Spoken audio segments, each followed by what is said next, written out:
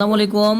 আজকে হলো ষষ্ঠ শ্রেণীর বীজগণিত অধ্যায় হলো 3.3 বিয়োগ করো। আজকে এই অঙ্কটা করাচ্ছি, দেখেন যে কয়টা প্রায় 3-4টা করাবো ইনশাল্লাহ। ক নাম্বার যেভাবে দেওয়া আছে বোর্ডের দিকে লক্ষ্য করবেন, তাহলে বুঝতে পারবেন কিভাবে অঙ্কগুলো সলভ করতে হচ্ছে।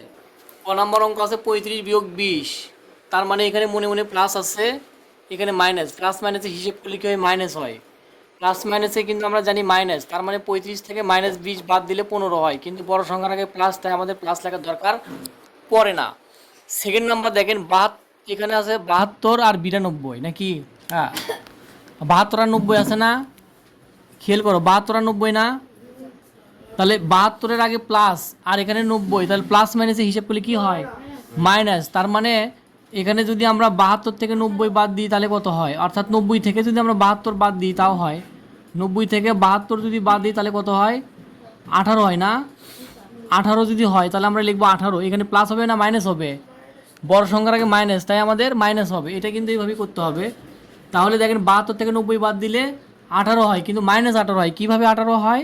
এই যে 90 থেকে যদি 72 বাদ দিন 18 হচ্ছে, কিন্তু বড় সংখ্যার আগে মাইনাস, তাই আমাদের মাইনাস আসলো। কিন্তু আপনারা বলতে পারেন এই অঙ্কটা কীভাবে হলো? এই অঙ্কটা আবার আমরা সেকেন্ড লাইনে তুলবো, এক লাইনে অঙ্ক কখনোই করা যায় না, তাহলে এটা অঙ্ক হলো না।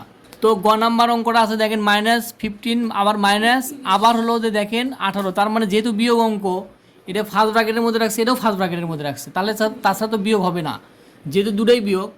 তাহলে এই অঙ্কটা করার জন্য দেখেন আমাদের করতে হবে, এখানে সেকেন্ড লাইনে তুলতে হবে। সেকেন্ড লাইনে না তুলে অঙ্ক হবে না। এখানে -15 লিখবো, আর এখানেও মাইনাস, এখানেও মাইনাস। মাইনাস মাইনাসে কী হয়?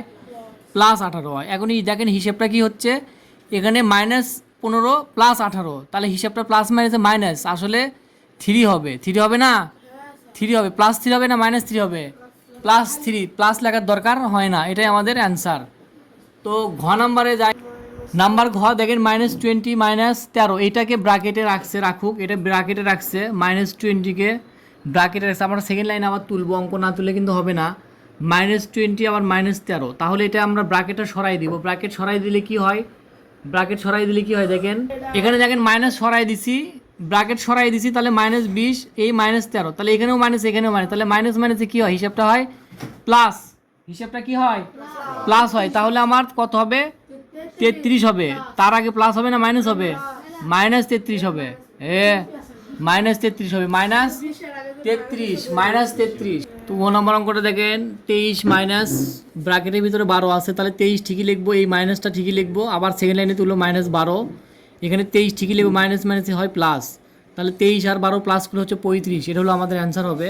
আর 6 নম্বর অঙ্কটা দেখেন, এর আগে একটা অঙ্ক করছিলাম -32 ব্র্যাকেট, আবার মাইনাস, আবার ব্র্যাকেট -40, আমরা এটা আবার তুলবো, -32 -40 তুলবো, সেকেন্ড লাইনে তুলবো। তোলার পর থার্ড লাইনে এসে হবে দেখেন -32 ঠিকই থাকবে, মাইনাস মাইনাসে প্লাস, তাহলে হলো প্লাস যদি হয় +40, মাইনাস মাইনাস, ব্র্যাকেটের আগে মাইনাস থাকলে ব্র্যাকেটের ভিতরের সংখ্যাটা পরিবর্তন হয়ে যায়, মানে এই যে চিহ্নটা পরিবর্তন হয়, চিহ্ন পরিবর্তন হয়ে গেছে, মাইনাস আছে ব্র্যাকেটের আগে, তাই এখানে চিহ্ন পরিবর্তন হয়, মাইনাস মাইনাসে প্লাস আমরা লিখলাম। তাহলে -32 আর +40, প্লাস মাইনাসে হয় মাইনাস, হিসাবটা হবে মাইনাস।